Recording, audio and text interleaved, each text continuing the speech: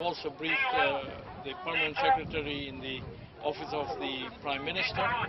We are going to be briefing them again in the next 2 days of the actual project. The project is going to cost something of the order of $10 million. But we are not asking a single dollar, neither from the countries of the region, neither from the United Nations. We will have co-sponsors who will sponsor this, and this is the first time, unlike Australia, United States, United Arab Emirates, where we did the project.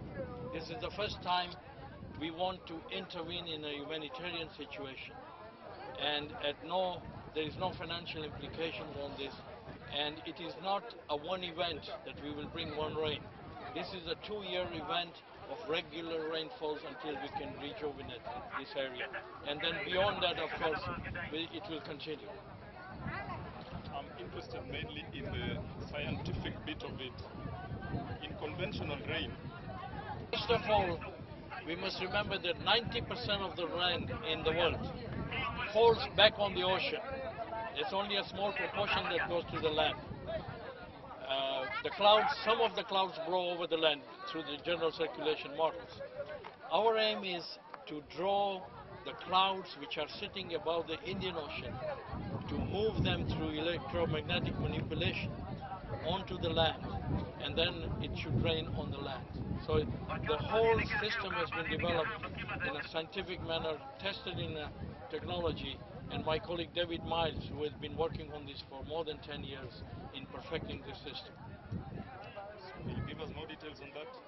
Yes, of course. David, would you please?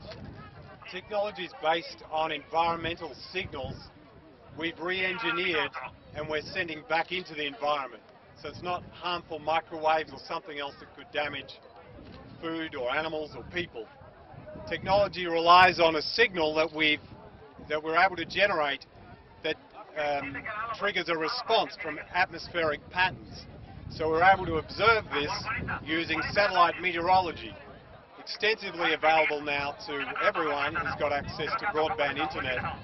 But we're able to utilize that signal sent in sequence to generate a incremental deviation in the flow path of these oceanic atmospheric rivers. So the source is the ocean, of course. The vapor, precipitable moisture flow is in the atmosphere. The winds drive this with the pressure systems adjusting the path of least resistance.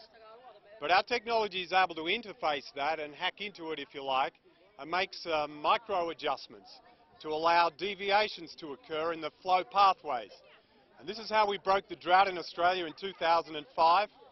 This is how we put out the fires of Victoria from Black Saturday in 2009. This is how we delivered rain in the desert in Saudi Arabia in 2007 and snow for the first time in history in 2004 in United Arab Emirates.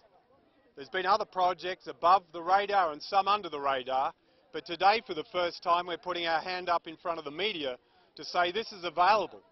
We're going to run this project here to break the drought in the Horn of Africa. We're meeting with Cabinet, Federal Cabinet for Kenya and the Prime Minister and other parties and authorities in the region. We've met extensively with United Nations teams and agencies, and we're planning to do this in the most careful manner. Firstly, to bring some gentle rain in to give food for the cattle and the livestock, so milk can be produced, so that human survivability can go up. Once that survivability has gone up, then we can look at more substantial rains that can be suitable for crops. And at this stage, we're confident that we can achieve this, the first rains within 90 days. We'd like to say less, and we'll aim for less. It's always difficult in a legal environment. We don't want to over-promise and under-deliver. It's always we aim to under-promise and over-deliver. But we see these people here, they need water. Firstly, they need humanitarian aid, which is being administered. We encourage those people contributing to those efforts financially to raise the level of their contributions. For countries and individuals that have resources to contribute to these vital humanitarian efforts.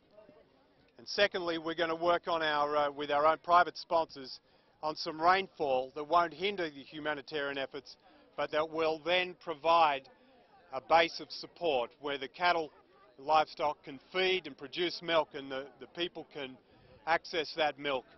And then once there's a better stability in the region, we can have some good solid rains that will be suitable for crops.